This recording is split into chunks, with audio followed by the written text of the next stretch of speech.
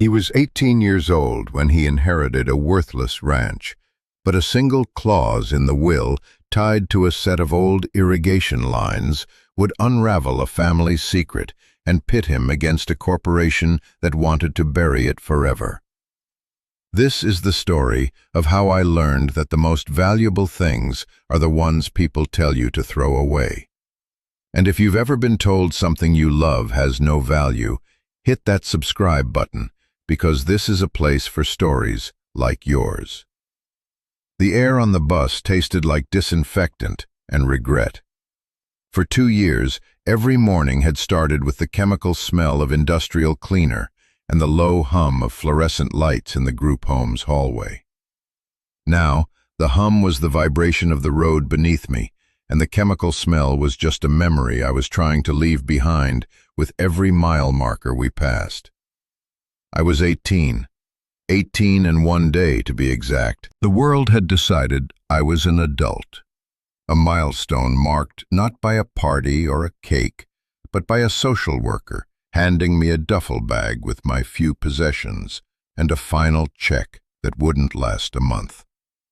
She'd wished me luck with the same practiced, weary tone she used for all the kids who aged out. It wasn't unkind, just empty, like a form letter. I pressed my forehead against the cool glass of the window, watching the city's concrete skin peel away, revealing patches of tired-looking green. Freedom felt less like a sunrise and more like the anxious gray of a pre-dawn sky. I had a list of shelters in my pocket and the phone number of a guy who'd said he might have some cash work on a construction site. That was my entire plan for the future. It was thin, fragile paper against the weight of the world. In my pocket, next to the list, was a single, stiff envelope. It had arrived at the home a week before, addressed to me, Leo Martinez. The return address was a law office in a town I'd never heard of, Redemption, Arizona. The name felt like a cosmic joke. My caseworker had looked at it, her brow furrowed. "Your grandfather's estate," she'd said, as if the words themselves were foreign. "I didn't know you had family." "I don't," I'd answered, and it was the truth. My mother had passed when I was young, and my grandfather, her father, was a ghost, a name on a few faded photographs. He'd sent a birthday card once when I was 10. I remember the scratchy signature, Gramps, and a crisp $20 bill. After that, nothing. My mother's siblings, my aunt and uncle, had made it clear after her funeral that a troubled kid wasn't part of their 5-year plan. They sent holiday cards with stock photos of their perfect families and signed them with a generic flourish, never a personal note, never a call. They were relatives, not family. The letter stated that the will of Elias Martinez would be read, and my presence was required. It felt like a summons from a world I didn't belong to, a world that had forgotten me until someone had died. The bus pulled into a dusty station, the brakes hissing like a tired snake. Redemption, Arizona. The heat hit me like a physical blow, a solid wall of shimmering dry air. The town was a single main street, flanked by low-slung buildings with faded paint and wide, shady porches. It looked like a movie set that had been left to bake in the sun for 50 years. The law office of Abernathy & Sons was a small brick building with a green door that was peeling slightly at the edges. The & Sons was optimistic. A plaque on the door listed only one name, Samuel Abernathy. Inside, the air was cool and smelled of old paper and leather. A ceiling fan turned lazy circles overhead, not so much cooling the room as stirring the thick, quiet air. Mr. Abernathy was an older man, his face a roadmap of wrinkles, his eyes sharp and clear behind thick glasses. He looked me up and down, not with judgment, but with a kind of weary assessment. "Leo, you've got his eyes," he said, his voice raspy. He gestured to a worn leather chair. "Sit. It's a long story." He explained that my grandfather, Elias, had passed away 2 months prior. A quiet man, kept to himself. The ranch he owned was about 10 miles out of town. "It's not much," Abernathy warned, steepling his fingers on his cluttered desk. "The land is dry. The house needs work, a lot of work. He didn't have much in the way of cash, just the property." Just then, his phone rang. He glanced at the caller ID and sighed. "Speak of the devil. It's your Aunt Carol." He put it on speaker. "Samuel, is the boy there?" Her voice was sharp, impatient, exactly as I remembered it from the 1 or 2 times she'd been forced to call the home. "Leo is here, Carol. We're about to go over the will." "There's not much to go over," a man's voice cut in, my Uncle Robert. "It's a worthless plot of dirt. We've already talked about this. We'll give the kid $5,000 for his share to clear the back taxes and save him the trouble. It's more than generous." "The will has to be read according to Elias's wishes," Abernathy said, his voice firm, level. "I'll call you when we're done." He hung up before they could argue. He looked at me. "They've been calling every day for a month. Eager." There was a subtle warning in his tone. He slid a document across the desk. It was thick, bound with a blue cover. My grandfather's last will and testament. My heart was a cold, tight knot in my chest. I had spent my entire life feeling like a piece of unclaimed luggage, and now the people who were supposed to be my family were trying to buy me off for the price of a used car. They didn't see a nephew. They saw a nuisance, a final piece of loose paperwork from a life they'd rather forget. Mr. Abernathy cleared his throat and began to read. The language was dense, full of legal terms that washed over me. Heirs, testators, beneficiaries. It was all noise until he got to the main clause. "To my grandson, Leo Martinez, I bequeath my entire estate, including the property known as the Dusty Spur Ranch, its structures, and all associated chattels." He paused, adjusting his glasses.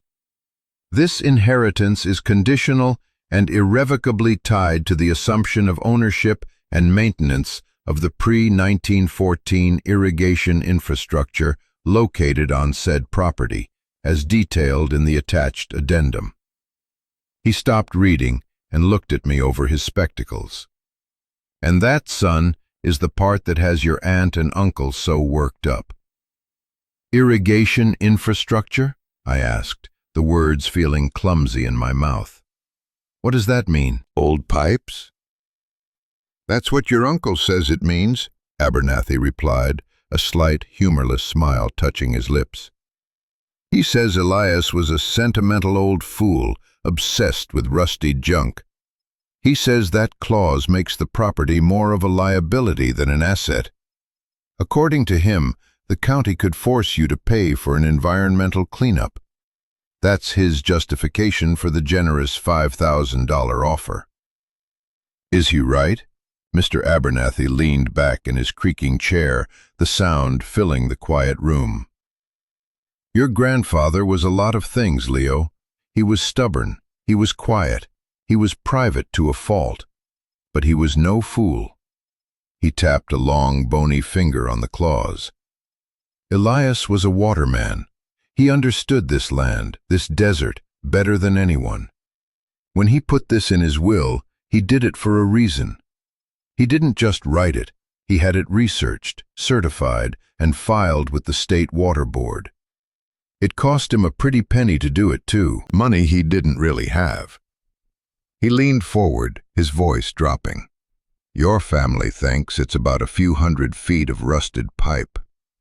I think it's about something else entirely. But the only way to find out is to go out there. He handed me a large, old-fashioned iron key. It was heavy, ornate, and felt like it belonged to a castle, not a rundown ranch house. A taxi will take you. The estate will cover the fare. Go see what your grandfather left you. Don't sign anything, don't promise anything, until you do. The taxi was an ancient sedan that rattled down the paved road and then onto a dirt track that seemed to stretch into the heat-shimmering horizon. The driver, a woman with a kind, sun-weathered face named Maria, told me she'd known my grandfather. Quiet man, she said, echoing Abernathy. Bought his groceries once a week, paid in cash, tipped well, always asked about my kids. She glanced at me in the rearview mirror. He'll be missed. It was the kindest thing anyone had said about him, and it felt strange, hearing it from a stranger. The car kicked up a plume of dust that followed us like a ghost. After 20 minutes of bouncing and rattling, she pulled up to a rickety gate hanging off one hinge. A faded wooden sign read, "Dusty Spur." This was it. I paid her, and she gave me her card. You need a ride back to town or anything else, you call. There's no cell service out here. She looked at the house, then back at me. Be careful. It's been empty a while. With a final crunch of gravel, she was gone, and I was alone. The silence was absolute. It wasn't the absence of noise, it was a presence. A heavy, ringing silence filled with the hum of insects and the vast, empty sky. The ranch was, well, ranchette was probably a better word. A small, single-story house that had once been white, a leaning barn, and a few corrals with broken fences. Everything was bleached by the sun and scoured by the wind. My uncle's words echoed in my head. A worthless plot of dirt. He wasn't wrong. It looked like the end of the world. The heavy iron key slid into the lock of the front door with a satisfying clunk. The door groaned open, revealing a room shrouded in shadow and thick with the smell of dust, dry wood, and something else. Something faintly spicy, like sage. Dust motes danced in the single shaft of light slanting from a grimy window. The furniture was simple, handmade, and covered in white sheets, making the room look like it was full of ghosts. It was clear no one had lived here for a while, but it wasn't abandoned. It was waiting, preserved. I ran a hand along the back of a solid wooden chair, my fingers coming away gray with dust. This was his, my grandfather's, a man I couldn't even picture. I moved through the small house like a trespasser. A living room, a small kitchen with a thick layer of dust on the counters, and a single bedroom. On the bedside table sat a pair of reading glasses next to a well-worn book. It felt like he had just stepped out. In the corner of the bedroom, there was a heavy-looking wooden chest, almost like a sea chest, bound with iron straps. It was locked with a padlock that looked as old as the house. This must be it. This must be where the answers were. But there was no key. I searched the room, the drawers of the nightstand, the closet. Nothing. It was a dead end. Disappointment, sharp and bitter, settled in my gut. Maybe my uncle was right.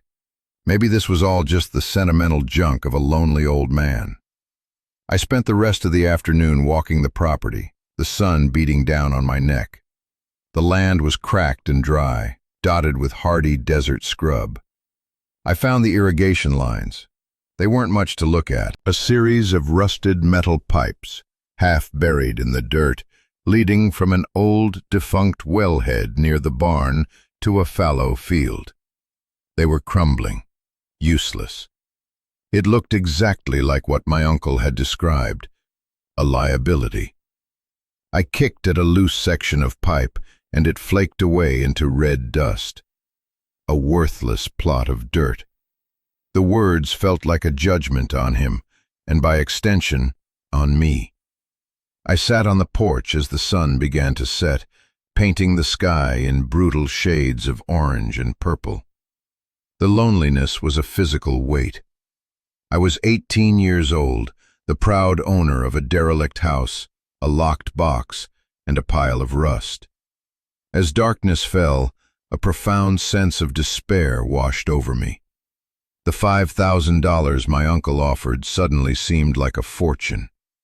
It was a bus ticket to somewhere else, a few months of rent, a chance to start over without the weight of this dead place. Who was I kidding? I didn't know how to run a ranch. I didn't know how to fix a leaking roof or deal with whatever a pre-1914 irrigation infrastructure really was. I was a kid from a group home. My skills involved making my bed with military precision and knowing how to stay invisible. I was about to give up, to just bed down on the dusty floor and call Maria for a ride back in the morning, ready to sign whatever papers my aunt and uncle put in front of me. But then my eyes fell on the fireplace in the living room. It was made of river stones, a large, imposing centerpiece. My grandfather, according to Maria, was a quiet man, a man of habit. Something about the fireplace seemed too deliberate, too perfect. One stone, near the bottom, was a slightly different color, a shade darker than the others. On a hunch, I went over and pushed on it. It didn't move. I pushed harder, jamming my fingers into the mortar around it. It felt solid. I was being stupid, chasing ghosts in a dusty house. But as I pulled my hand back, my fingers brushed against the stone below it, and I felt a faint, almost imperceptible looseness. I pressed it. With a low, grinding sound, the stone sank inward, revealing a small, dark cavity. My heart hammered against my ribs. Inside, nestled on a piece of velvet cloth, was a small brass key. It wasn't for the front door. It was for the padlock on the chest. I took the key back to the bedroom, my hands trembling slightly. It slid into the padlock. It turned. The lock sprang open with a loud click that echoed in the silent house. I lifted the heavy lid of the chest. The air that rose from it smelled of paper and cedar. It wasn't filled with treasure, not gold or silver. It was filled with paper. Stacks of it. Ledgers, notebooks, and on top of everything, a thick stack of envelopes bound with twine. They were addressed to me, to Leo. My grandfather's handwriting was neat, precise, the script of a man who believed in order. I lifted the first one. It was thick, heavy with the weight of unspoken words. I sat on the floor, the beam of my cheap flashlight cutting through the darkness, and I began to read. "My dear Leo," the letter began, "if you are reading this, then I am gone, and you have come home. I hope you have. I have prayed for it. I know you must have 1,000 questions, and I know I have no right to your forgiveness for my silence. But I hope, when you have finished these letters, you will understand. I did what I had to do to protect this place, to protect you." I read for hours as the desert night grew cold outside. Each letter unfolded a piece of a story I never knew existed. He wrote about my mother, his daughter, with a love so deep it ached on the page. He wrote about her wild spirit, her laughter, and the deep sadness that took her over after she left the ranch. He wrote about his own grief, a raw, powerful thing that had made him retreat from the world, from his own family. He admitted his failure, his inability to reach out to me after she was gone. a regret that he said was the heaviest burden of his life. He hadn't known how. He was a man of soil and water, not of words and comfort. And he was afraid of my aunt and uncle, of what they would do. Then he started writing about the land and the water. "Your family will tell you this land is worthless," he wrote. "They've been saying it for 30 years. They see dust. They don't know how to look deeper. Our family has been on this land since before Arizona was a state. We were here when the water flowed freely. We were here when they built the first dams and the big canals, diverting the water to the cities and the corporate farms. But our claim, Leo, our right to the water, is older than all of that." That's when he explained it. The pre-1914 irrigation infrastructure wasn't just the rusty pipes I had seen. That was a decoy. The pipes were a visible, worthless asset he let everyone focus on. The real infrastructure was the original well, and more importantly, the legal paperwork that went with it. Before 1914, water rights in Arizona were governed by a different set of laws. If you could prove you were using the water from a source before that date, your right to that water was almost absolute. It couldn't be taken. It couldn't be diminished. It couldn't be sold off by the state. It was a perfected right. My great-great-grandfather had filed the claim on the underground aquifer beneath the ranch in 1912. An aquifer no one else knew was there. He had the foresight to map it, to document its flow, and to file the claim so ironclad that for over a century no one had been able to touch it. This right wasn't for a trickle of water. It was for a massive, sustainable flow. In a state where water was liquid gold, my grandfather wasn't sitting on a worthless plot of dirt. He was the guardian of a king's ransom. "Your aunt and uncle know," he wrote, and a cold dread washed over me. "They found out about 15 years ago. They tried to get me to sell. A development company, a big one called Oasis Corp, has been buying up land all over this valley. They want to build luxury resorts, golf courses. They need water. They offered me money, a lot of it. When I refused, they got nasty. They tried to have me declared incompetent. They tried to challenge the right in court. They lost. But they didn't give up. They just started waiting for me to die." The letters detailed a quiet, relentless war. My grandfather, a solitary old man, against a faceless corporation and his own greedy children. They had offered him millions. He lived on almost nothing, patching the roof himself, eating simply, saving every penny. Not because he was a miser, but because every dollar went to the legal fight. To Samuel Abernathy, his only ally. He couldn't tell me, couldn't bring me into it. He was afraid they would use me against him, try to get me to sign papers, declare me his guardian. So he stayed away. His silence wasn't abandonment. It was protection. It was the only way he knew how to keep me, and my inheritance, safe. The last letter was dated just a month before he died. His handwriting was shakier. "The fight is almost over for me, Leo, but it's just beginning for you. In this chest, you will find everything. All my research, the original maps of the aquifer, the court documents from my fights with Oasis Corp, and evidence. They've been drilling illegal wells on the neighboring properties, trying to tap into our aquifer. They've been poisoning the wells of other small ranchers to force them to sell. I have proof. Water samples, photographs, sworn statements from a man who used to work for them. He was scared. I hid him. His testimony is here. He had left me not just a fortune, but a moral crossroads. "You have a choice," he wrote. "The papers in the red folder are an offer from Oasis Corp. It's the last one they made me. $20 million. It's a standing offer. All you have to do is sign, and you will never have to worry about money again. You can walk away from this place, from this fight.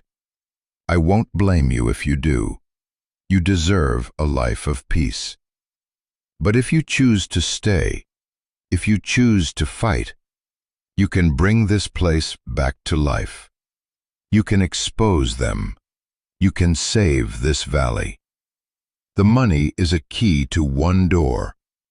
This land, this water, it's a key to another. The choice is yours. Whatever you decide, know that I am proud of the man I know you will become. I have watched you from afar. I have seen your strength. You have your mother's heart, but you have my stubbornness. You are a Martinez. This land is in your blood. Your loving grandfather, Elias. I sat there in the dark, the flashlight beam illuminating the dust motes still dancing in the air. I cried. I cried for the grandfather I never knew, a quiet warrior who had fought a lonely battle for me. I cried for the years of silence, for the misunderstanding, for the ache of a childhood spent feeling utterly alone. I cried for my mother, and I cried with a furious, burning anger at my aunt and uncle, who would have let me trade a kingdom for a handful of beads. $20 million. The number was so large it was meaningless. It was a fantasy. What was real was the weight of the ledgers in my lap, the feel of the old house around me, the deep, abiding love that poured from those handwritten pages. He hadn't left me money. He had left me a legacy, a purpose, a home. Morning came, and with it, a new kind of light. It wasn't the harsh, glaring sun of yesterday. It felt different, softer. I made a pot of coffee on the old gas stove, the smell filling the kitchen. As I sat at the wooden table, sipping the strong, black coffee, a brand-new pickup truck, far too clean for these dusty roads, pulled up outside. A man in a crisp suit and shiny shoes got out, looking profoundly out of place. He walked up to the porch and knocked. I opened the door. "Leo Martinez?" he asked, a slick, professional smile plastered on his face. He didn't wait for an answer. "My name is John Fletcher. I'm with Oasis Corp Development. I was so sorry to hear about your grandfather."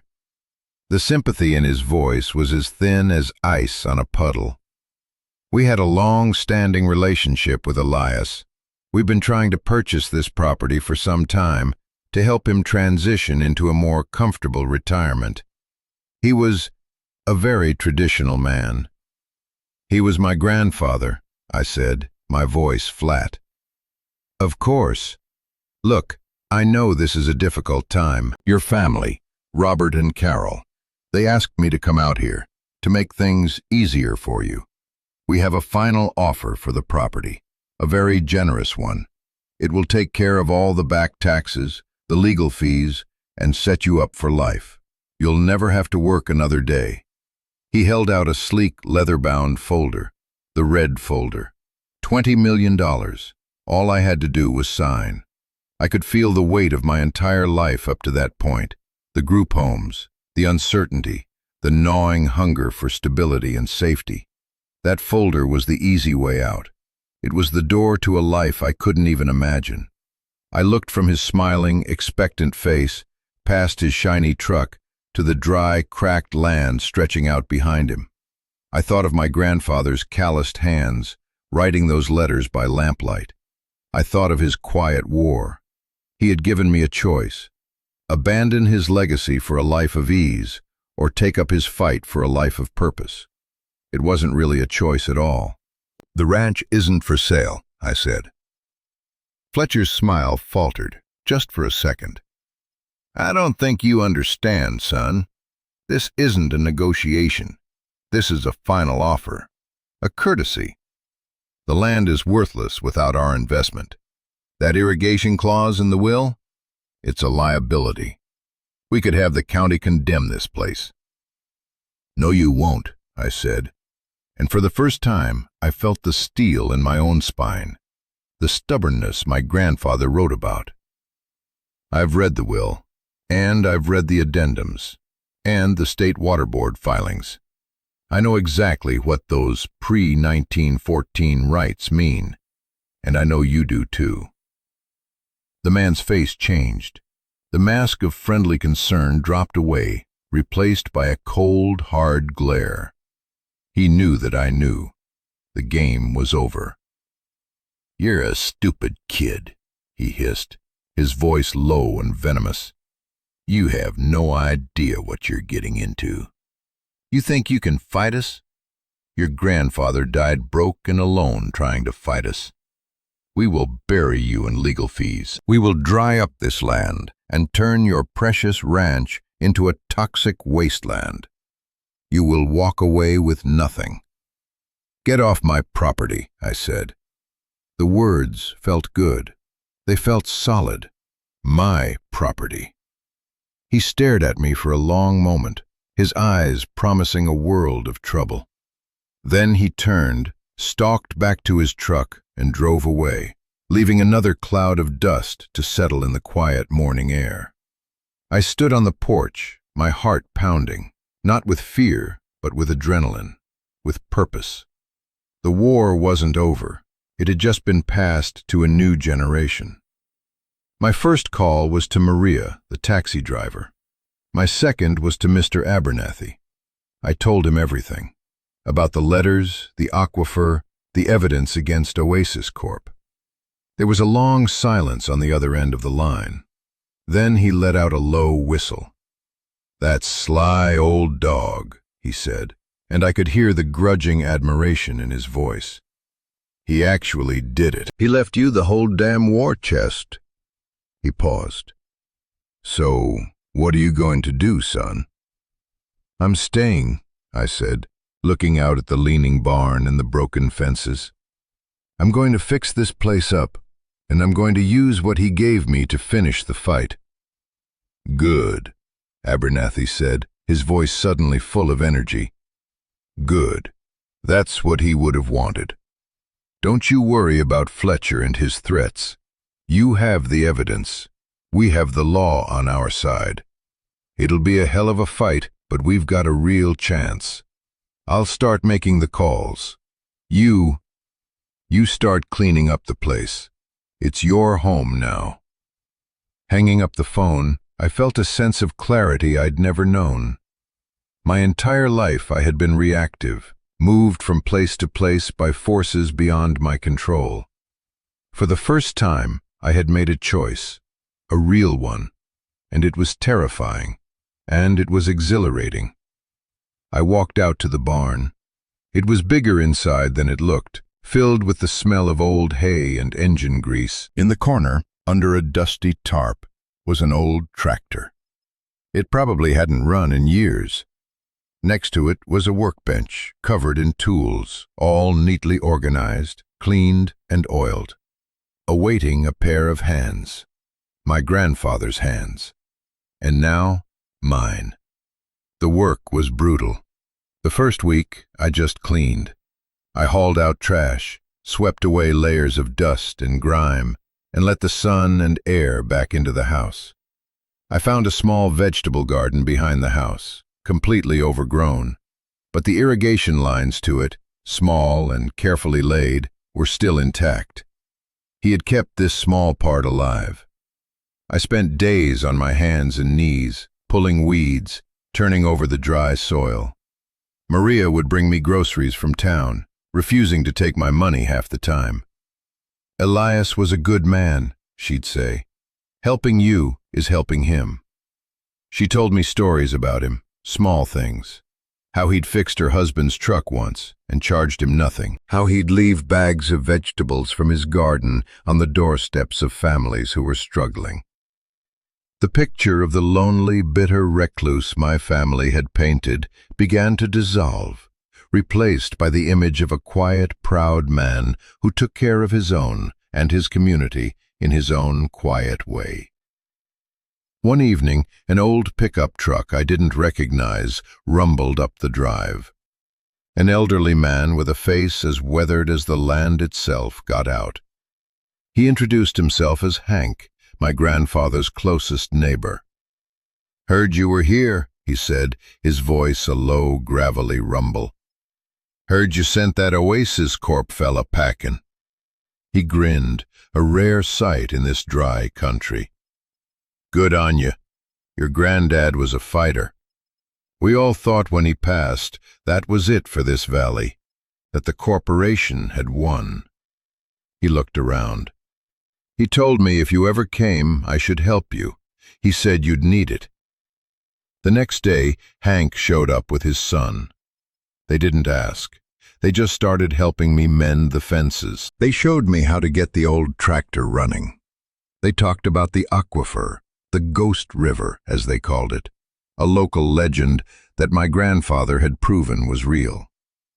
They told me how Oasis Corp had bullied and threatened other ranchers, driving them out one by one.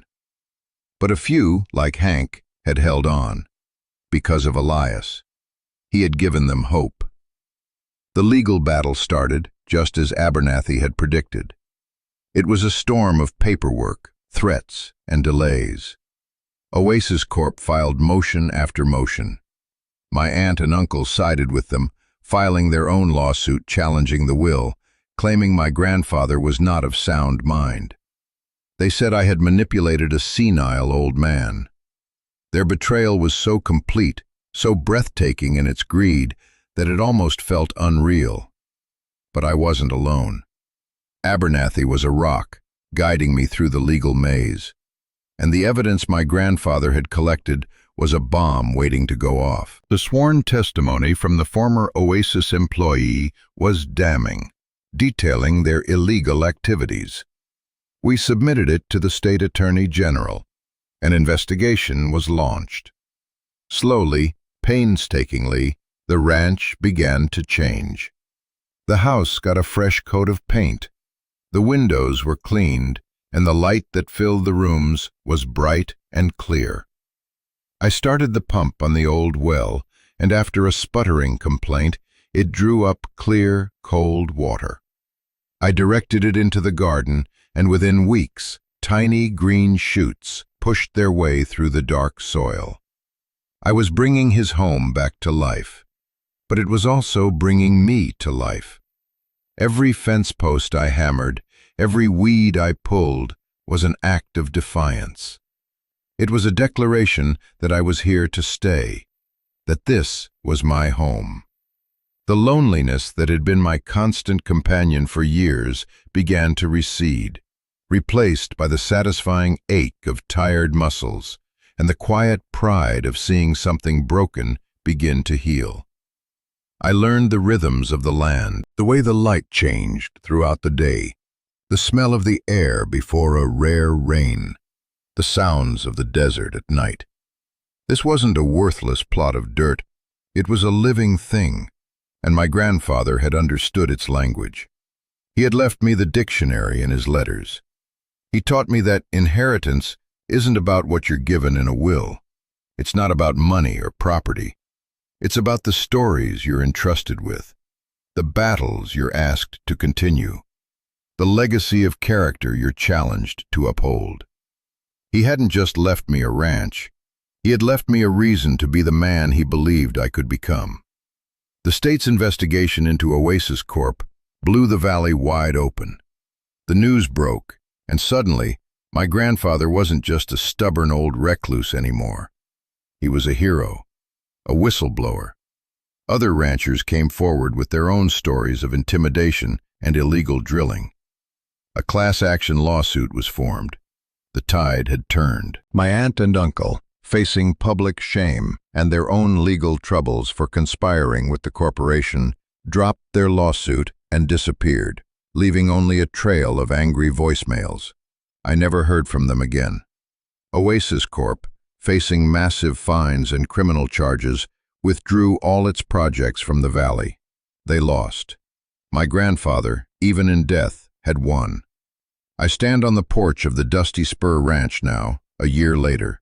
The sun is setting, painting the sky in the same brilliant colors, but they don't look brutal anymore. They look beautiful. The fields are no longer fallow. With the help of Hank and some of the other ranchers, we've begun to cultivate them.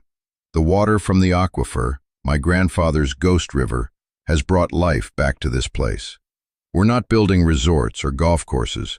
We're building a cooperative, a community of small farms, using the water rights to restore the valley to what it once was. We're providing produce to the town, creating jobs, and proving that the value of a place isn't measured in dollars, but in the life it can sustain.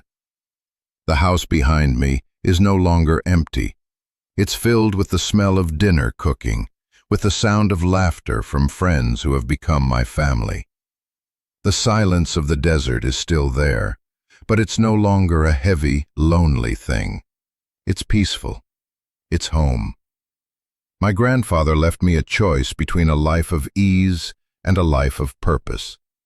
I chose purpose, and in doing so, I found a different kind of wealth. The kind that can't be spent, only shared. I found my place in the world, not by running away from my past, but by digging into it, by understanding the sacrifices that were made for me, and by choosing to honor them. This journey taught me that sometimes the things that look like burdens are actually foundations. The things people call worthless are often priceless. And a home isn't just a building. It's a battle you choose to fight, a garden you choose to tend, and a story you choose to continue. It's the legacy you build with your own two hands. And that's a lesson I think we can all learn from. Have you ever been handed something that seemed like a burden, only to discover it was a gift? What does the idea of inheritance mean to you? Share your story in the comments below. I read every one, and I believe our stories are the most valuable things we own. If this one resonated with you, please subscribe and join our community. Because we all have a ranch to rebuild, a legacy to claim. We just have to be brave enough to turn the key and read the letters left behind for us.